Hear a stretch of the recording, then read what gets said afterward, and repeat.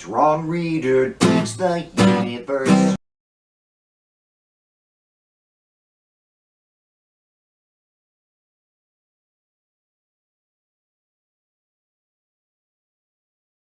I'm Ron Reader, and this is Ron Reader Digs the Universe. And tonight, burning the Confederate flag.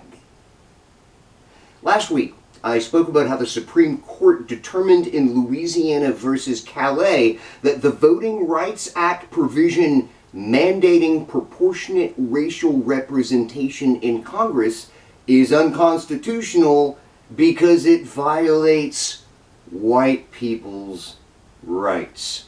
A racist absurdity, but there you have it. The net effect of the decision is effectively to ban black representation from the South in Washington. Jim Crow has risen from the dead and his reanimated corpse is scratching at the door. NAACP General Counsel Kristen Clark calls this now a battle for democracy because indeed it is. Like in Tennessee, whose Republican-dominated legislature, reacting first among all former Confederate states, has already carved up the state's only black majority district, Memphis, into 3 parts now absorbed into surrounding white rural districts. Boom, just like that. No more black congressmen from Tennessee, maybe forever.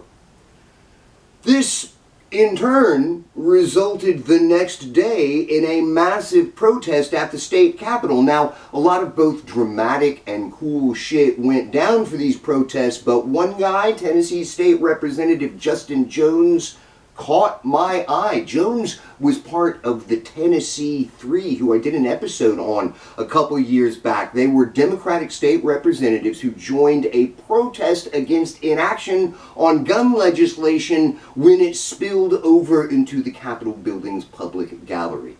The politically dominant Republicans expelled the 2 black guys, Jones and Representative Justin Pearson, but not the white woman, Olivia Johnson.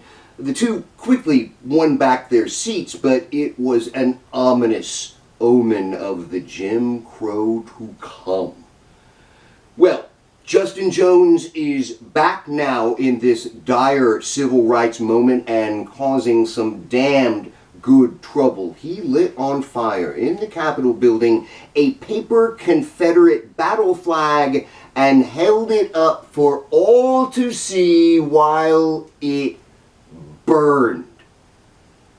While burning the American flag really pisses off conservatives just generally, I'm not sure how burning the Confederate flag will fly.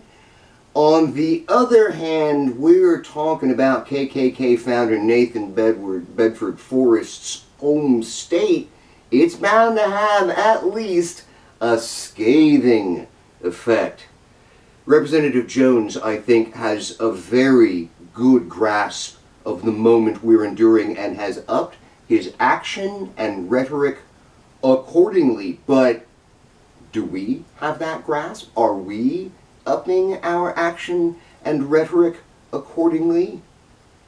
You know, the Democratic-controlled Virginia state legislature is considering lowering the mandatory retirement age for its Republican-controlled state Supreme Court, thereby forcing them all to retire in retaliation for their invalidating the recently passed referendum on redistricting. It's brutal political hardball, a cheap shot, even maybe unethical.